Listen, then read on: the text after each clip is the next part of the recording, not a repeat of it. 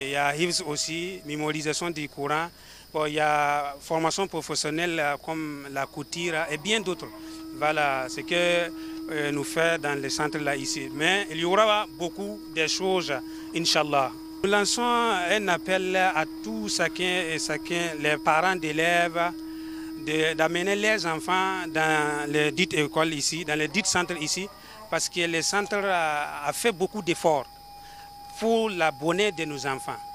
Pour la bonheur de nos enfants, puisque un enfant bien éduqué en éducation islam est bien éduqué en éducation française et puis anglais aussi, il y a anglais aussi. Et puis il y a la formation professionnelle. Donc je vois que c'est une occasion pour nous les parents d'amener nos enfants dans les dits centres pour que l'avenir soit bien et belle, Inch'Allah. Les membres du comité d'organisation se disent satisfaits par la réussite de la dite cérémonie de clôture de lecture du Saint-Coran. Les responsables de Al-Wahdaniya appellent les parents d'élèves à s'intéresser par les formations de qualité et un avenir assuré. Le centre Darul Ihsan a célébré ce dimanche 25 mai dans les locaux du CIAO la sortie officielle de sa première promotion des femmes formées à la lecture du Saint-Coran et à diverses sciences islamiques. Situé à Cambouissin, ce centre se distingue par son engagement en faveur de l'éducation islamique. 45 femmes ont terminé avec succès leur formation comprenant la lecture du Saint-Coran et l'étude approfondie de plusieurs sciences islamiques.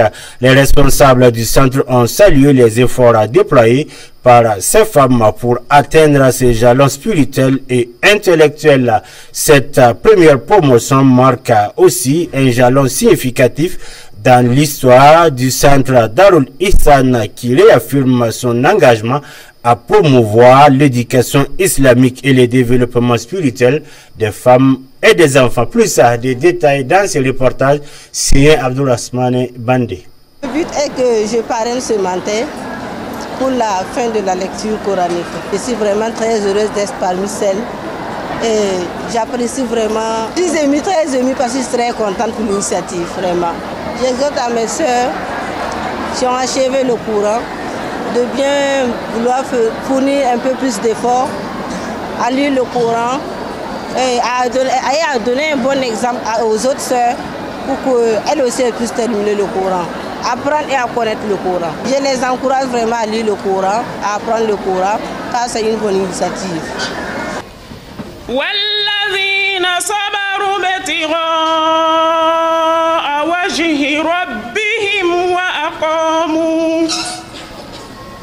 وأقاموا الصلاة وأنفقوا مما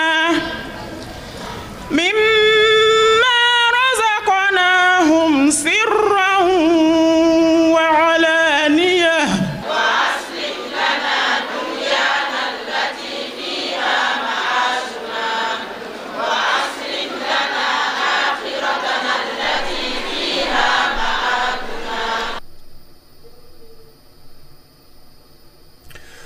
La mosquée Ibn Qayyim de Nioko 2 a organisé ce dimanche 25 mai la 4e édition de sa conférence islamique annuelle. Cet événement a été animé par Cheikh Ismail Adam Dera sous le thème une mise en garde contre les tentations. Cheikh Ismail Adam Dera a abordé avec éloquence les divers pièges auxquels les fidèles peuvent être confrontés dans leur quotidien, tout en proposant des solutions basées sur les enseignements du Saint-Coran et la sunna du prophète Mohammed sallallahu alayhi wa sallam. Cette 4e édition de la conférence à la mosquée Ibn Qayyim de Nioko 2 a été un succès, renforçant la communauté dans sa quête de spiritualité et de guidance morale. Suivant.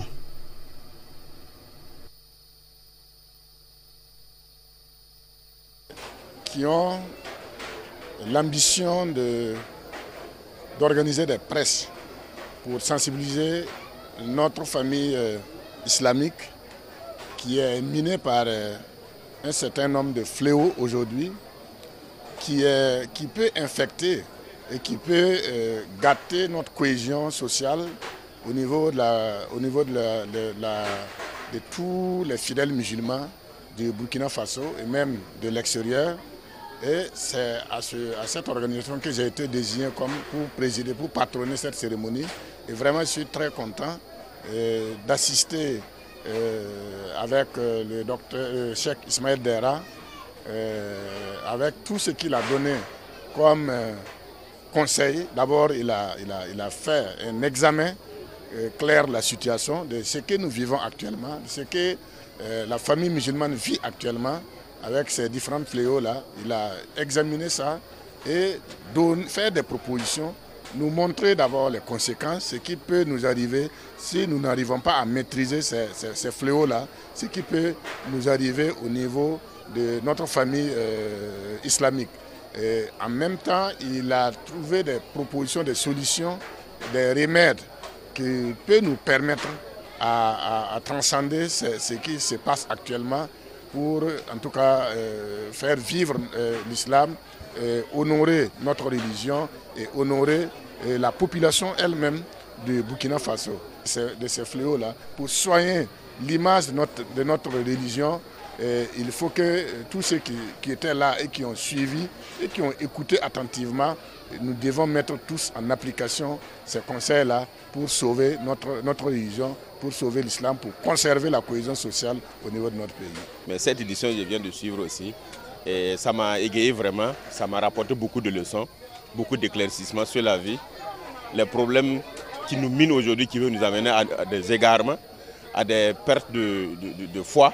Et avec le chèque qui est venu nous éclairer, le docteur nous a vraiment donné d'abord retracer d'abord les mots, et ensuite après les mots, nous donner les conséquences de ces mots, et ensuite nous donner des solutions aux mots. Quand un docteur vient te donner le nom de ta maladie, ce que la maladie peut te faire, et ensuite le médicament de ta maladie, vraiment on est gâté. On a eu ce qu'on voulait entendre, et on va aller mettre ça à l'œuvre pour pouvoir échapper aux conséquences de ces mots-là.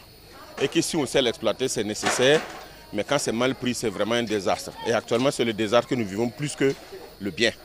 Vraiment, c'est surtout avec WhatsApp, TikTok et autres, ça détourne nos mœurs et ça vraiment dévie la jeunesse par rapport au bienfait de la religion et à des paroles qui sont écoutées dit là-bas qui font vraiment de mal à la population. Donc, bon, ça nous concerne beaucoup. Les organisateurs, avec les jeunes qui sont organisés et concernés, tout, que c'est Dieu qui va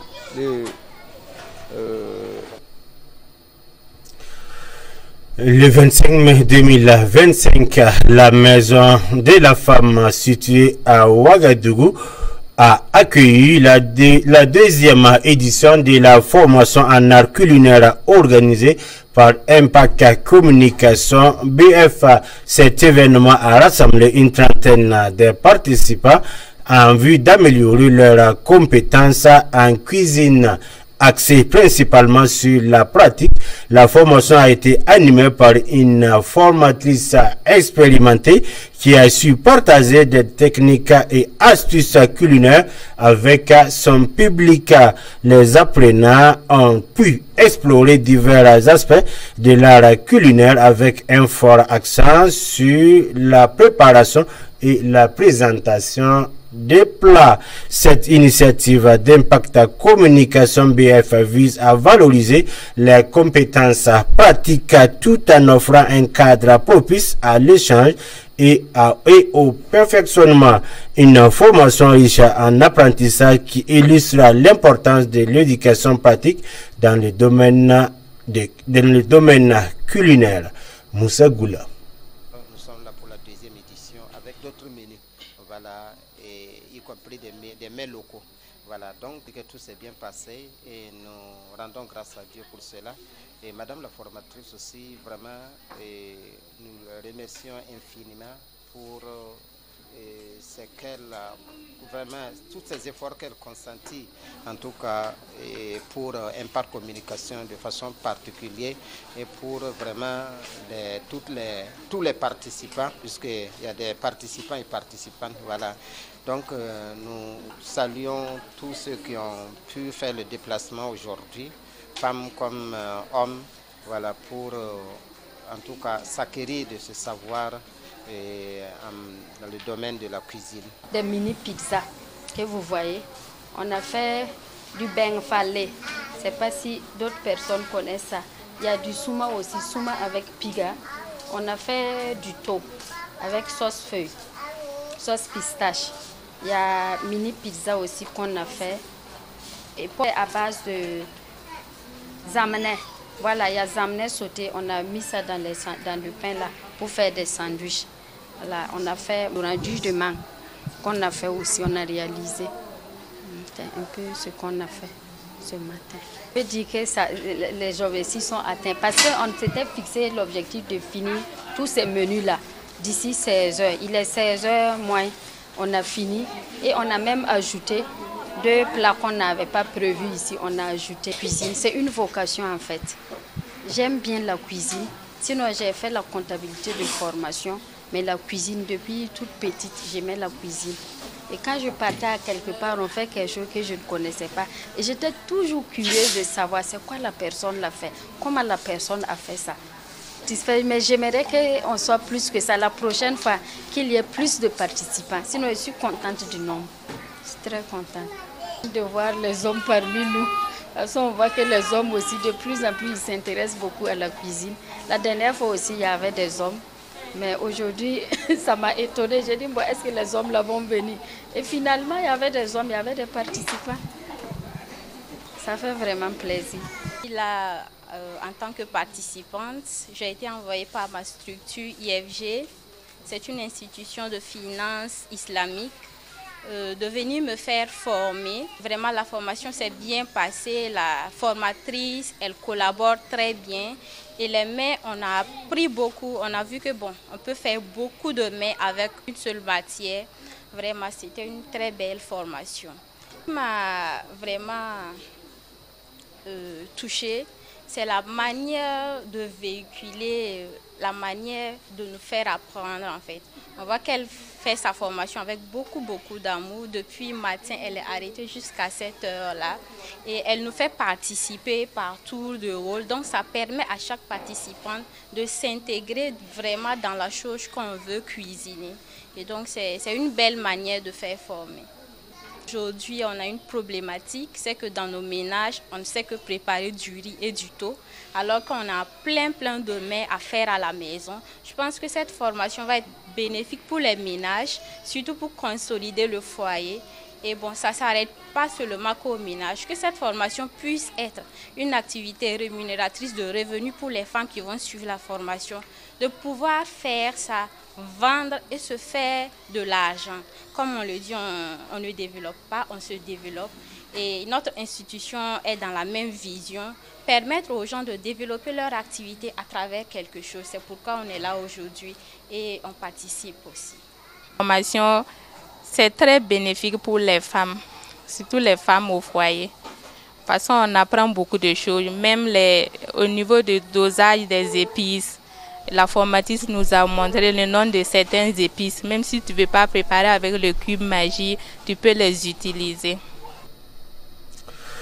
Le Centre d'études et de formation professionnelle Abdallah Ibn Maktoum a accueilli ce samedi 24 mai une conférence d'une grande importance animée par Dr Mohamed Issaka Chindou. Cet événement qui s'est tenu en présence d'un public composé de leaders religieux, des professionnels de l'éducation spécialisée et des personnes concernées par la question du handicap avait pour objectif de sensibiliser la masse aux réalités vécues par les personnes vivant avec un handicap visuel et de promouvoir une meilleure inclusion dans la société.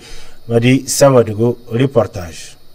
Une conférence islamique. Cette conférence islamique est dédiée aux personnes vivant avec un handicap de la vue, animé par Dr Mohamed Isaac Kindo sur le thème « Voies et moyens pour l'autonomisation des personnes handicapées de la vie, le rôle de la islamique ». À l'appel du président des handicaps, de l'association des handicaps, qui nous ont sollicité pour venir être présidés à leur conférence avec notre cheikh docteur Mohamed Issa Kindo. Effectivement, nous sommes venus ce matin. On a participé à cette conférence et c'était très très bien. On a appris beaucoup de choses sur les handicaps. Vous savez que les handicaps, c'est Dieu qui le fasse. Si la personne aussi est bien portant, c'est Dieu aussi qui le veut. Et malgré tout ça, ils ne se sont pas découragés. Ils se sont manifestés, appelés des cheikhs, pour comprendre les règles de l'islam par rapport à un handicap. Donc effectivement, nous aussi, on a bien écouté. Et je profite de ce micro, en tout cas féliciter leur président, Al-Hadji Moustapha Ouedraogo, qui est à ma droite. En tout cas, jour et nuit, il ne dort pas. Il pense à ses membres. Et même à la fédération, à la FIB, il se déplace de temps en temps venir là-bas. Même ce moment, même au bureau, il se déplace, ils viennent. Mais il ne parle pas de lui-même. Il se contente avec ses frères handicapés. À tout moment, il cherche des solutions palliables pour que les handicaps-là aussi puissent aller de l'avant.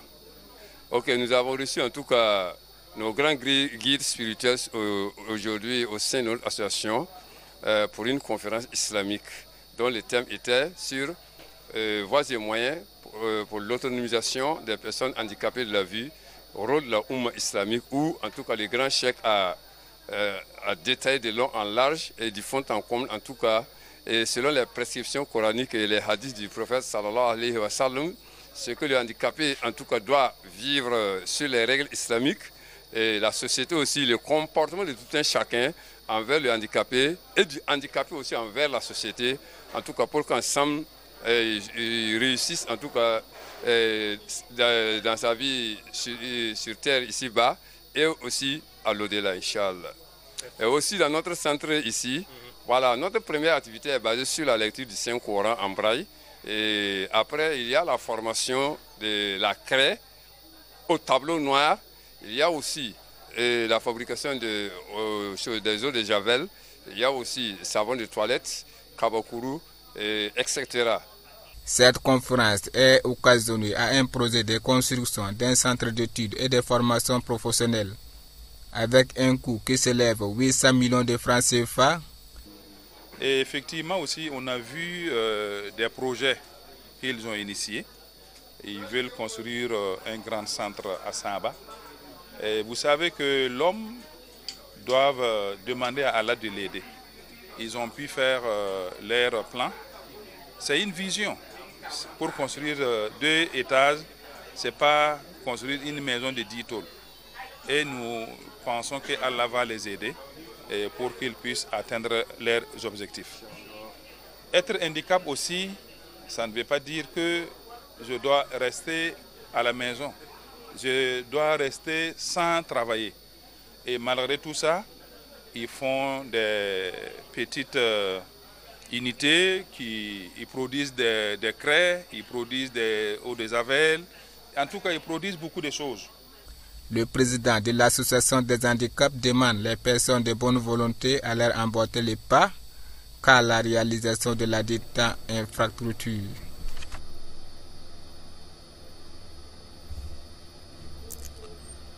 Dernier élément de ce journal, dans le cadre de son engagement citoyen et humanitaire, l'Institut supérieur Al-Houda, en partenariat avec la Fondation Abdallah Ben Massoud, a organisé ce mardi 27 mai une opération de collecte de sang au sein de l'établissement. Cette initiative vise à soutenir les efforts du gouvernement dans le domaine de la santé en renforçant les banques de sang essentielles pour sauver des vies.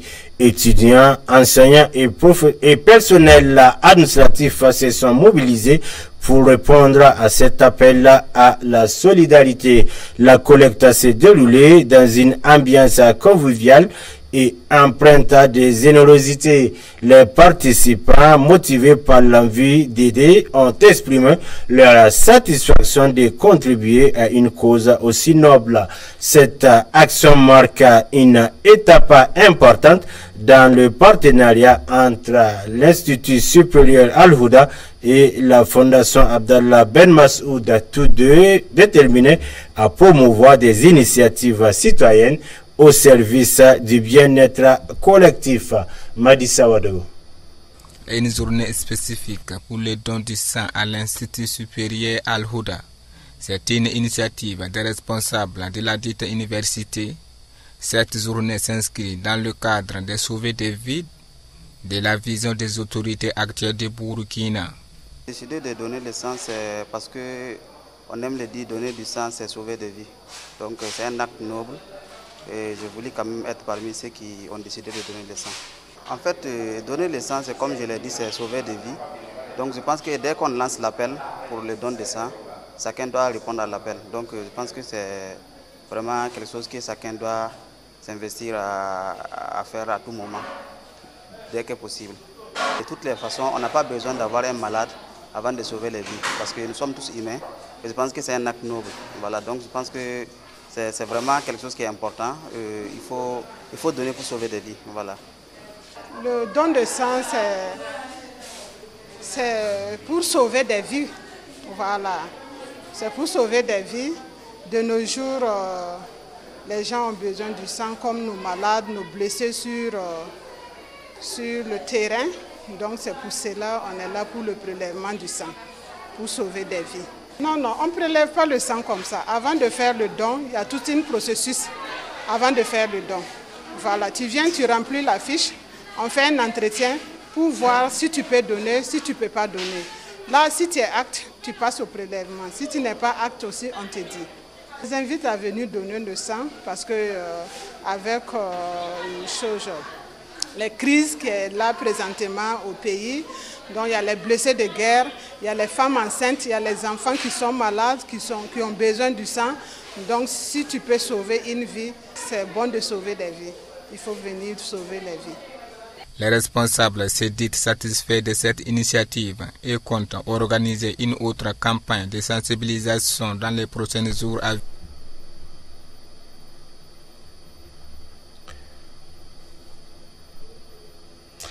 Avant de nous séparer, je reprends pour vous ces communiqués relatifs à la célébration de la fête de l'Aïd El-Kébir au Burkina Faso.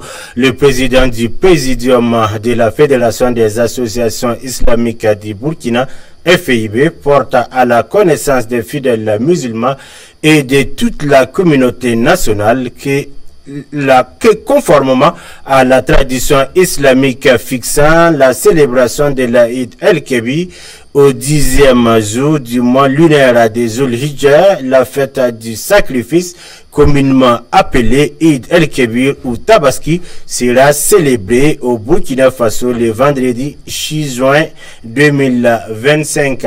La station d'Arafat est prévue pour le jeudi 5 juin 2025. La Fédération des associations islamiques du Burkina souhaite une très bonne fête aux fidèles musulmans et à toute la nation burkinabé. Plaise à Allah, le Tout-Puissant, de répandre sa paix et sa miséricorde sur notre chère patrie, le Burkina Faso. Fait à Ouagadougou le 27 mai 2025, signé Dr Cheikh Sidi Mohamed Maïga. C'est ici que s'achève votre journal sur Al-Houda TV, la chaîne de la guidance, et merci pour votre constante fidélité à nos programmes. Wassalamu alaikum wa rahmatullahi wa barakatuh.